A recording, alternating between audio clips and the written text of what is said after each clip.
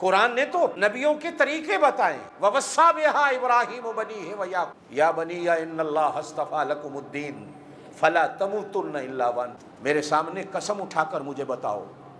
وَوَصَّىٰ بِهَا إِبْرَاهِيمُ، ابراہیم کی وصیت ہے جو قرآن بیان کہ میرے سامنے قسم اٹھا کر مجھے بتاؤ اور یقین دلاؤ کہ تم اسلام پر مرو گے، ایمان پر مرو گے، تاکہ میں سکون سے مر سکوں. اولاد اللہ کی نعمتوں میں سے، یہ آنکھوں کا نور ہے انسان کا.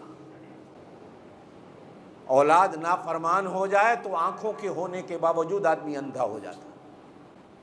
امام بخاری رحمۃ اللہ نابینا تھے. ان کے علم کے شوق کو دیکھ کر ایک دن ماں نے مصلی بچھایا، ساری رات رو رو کے اللہ سے دعا مانگی، کہا اللہ میرے اسماعیل کو آنکھیں دے. صبح اٹھے تو حضرت بخاری امام بخاری رحمۃ اللہ علیہ کی آنکھوں کے نور اللہ پاک نے اور زیادہ بڑھا کے دے دیا. ماں کی دعا کام کر رہی ہے، باپ کی دعا کم کر جاتی ہے، ماں کی دعائیں کام کرتی ہیں. یہ بڑی نعمت ہے. اللہ آپ کو کوئی نہیں روکتا، آپ ان کو اسکول نہ پڑھائیں، انگریزی پڑھائیے، اس لیے کہ سنت میں ملتا ہے.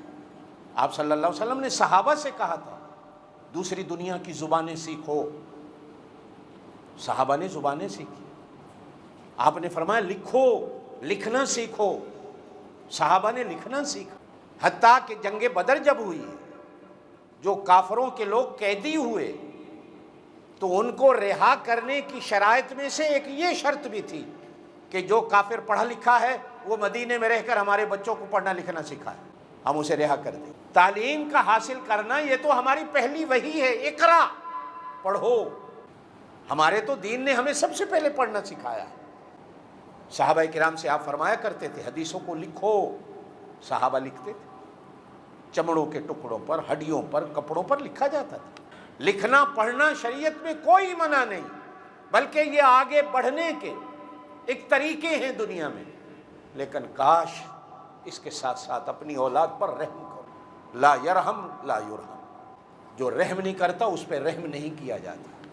یہ رحم کرنا ہے اپنی اولاد پر کہ اپنی اولاد کو دی، ان کی تربیت اچھی کرو، بچوں کے دلوں میں اللہ کا خوف پیدا کرو، اللہ کی رحمت کے درس دو، اللہ کی رحمتوں کے سبق پڑھاؤ. بچہ جب اللہ کی رحمت کا سبق سیکھتا ہے تو بچے کے اندر رحمت کا جذبہ پیدا ہوتا ہے. آپ اور میں کاش جتنے بیٹھے ہیں آپ کے اور میرے پاس اولاد کے لیے وقت نہیں ہو. کوئی ہوگا ماں باپ جو اولاد کے لیے وقت نکالے. کتابیں ہیں، اردو میں ہیں، انگلش میں ہیں. 5-10 منٹ روزانہ مغرب کے بعد، عشاء کے بعد یا فجر کے بعد گھر میں اس نیت سے بیٹھ کر پڑھو کہ اللہ میری اولاد کی مصیبتیں. ہماری 24 گھنٹے کی نوکریاں ہیں، اولاد کی تربیت کی فکر نہیں. میرے دوستو یہ امانت ہے. قیامت کے دن اس کے جرم میں ہم برابر کے شریک ہوں گے اگر ہم نے ان کی تربیت. اس گئے گزرے ماحول میں، گئے گزرے دور میں ہاتھ جوڑ کر آپ سے عرض کر، آپ اور میں تو کہیں سے سیکھ آئے تھوڑا بہت. ہمارے کانوں میں اذانوں کی آوازیں آتی رہیں، باپ دادا نانا دادا نے تھوڑا ڈر ڈالا، آپ نے ادھر توجہ کر لی. آج آپ نے اپنی اولاد کو نہ سکھایا تو یہ اولاد کل مسجدوں میں آنے والی نہیں بنی.